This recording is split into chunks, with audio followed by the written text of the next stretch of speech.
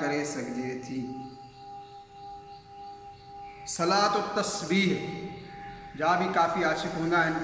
अचो उन जे मुतालिक़ थोरी तफ़सीलन वज़ाहत ॿुधूं था। हिन नमाज़ जो बे इंतिहा सवाब आहे।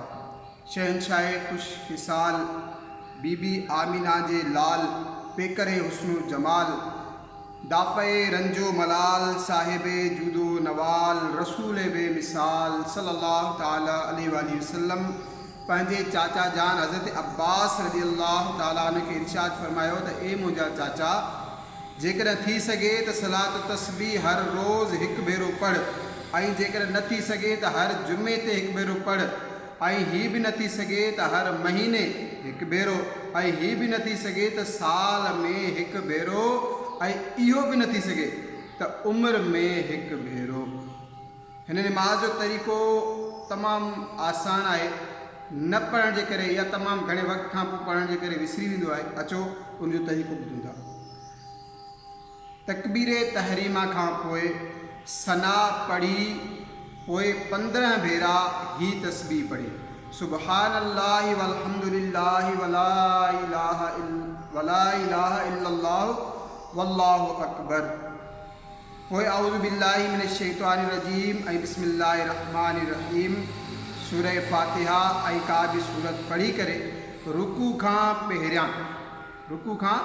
पहिरियां 10 भेरा इहा ई साॻी तस्बीह सुबहानल्लाहि वल्हम्दुलिल्लाहि वला इलाहा इल्लल्लाह वल्लाहु अकबर पढ़े, पोइ रुकू कजे ऐं रुकू में सुबहान रब्बियल अज़ीम 3 भेरा पढ़ी करे वरी 10 भेरा इहा ई तस्बीह पढ़जे, पोइ रुकू खां मथे उथी समी अल्लाहु लिमन हमीदह ऐं अल्लाहुम्मा रब्बना वलकल हम्द पढ़ी करे पोइ बीठे बीठे इहा ई साॻी तस्बीह 10 भेरा पढ़े, पोइ सजदे में वञे ऐं 3 भेरा सुबहान रब्बियल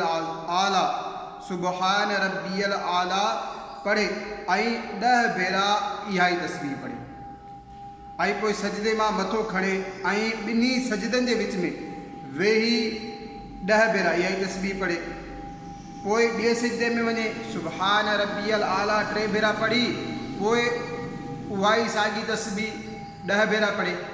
अहिड़ी तरह 4 रकातूं पढ़े ऐं यादि रहे त क़याम जी हालत में सूरह फातिहा खां पहिरियां 15 भेरा ऐं बाक़ी हर जॻह 10 भेरा पढ़े। ईअं हर रकात में 75 भेरा तस्बीह पढ़ी वेंदी ऐं 4 रकातुनि में तस्बीह जो ॻणप 300 भेरा थींदो। तस्बीह आङुरियुनि ते न ॻणे, ईअं बि थी सघे थो त ॻणप यादि रखण लाइ आङुरियुनि खे ज़ोर ॾींदो रहे। इहा हुई सलात तस्बीह। इंशाअल्लाह आइंदा क्लिप में असां नमाज़ इस्तिखारा, सलातुल अवाबीन ऐं तहियतुल वज़ू, तहियतुल असरार, सलातुल हाजात जे मुतालिक़ इंशाअल्लाह अज़्ज़ व जल आइंदा क्लिप में हाज़िर थींदासीं। असांजे चैनल खे अञा ताईं जंहिं सब्सक्राइब नाहे कयो सब्सक्राइब कयो। फेसबुक ते पेज आहे साॻे ई फ़िक्र दावत इस्लामी जे नाले सां, उनखे लाइक कयो, शेयर कयो, फॉलो कयो, कमेंट्स कयो।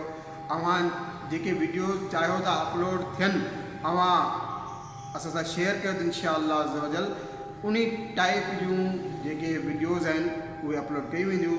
सल्लू अलल हबीब सल्लल्लाहु ताला अला मुहम्मद सल्लल्लाहु ताला अलैहि वसल्लम।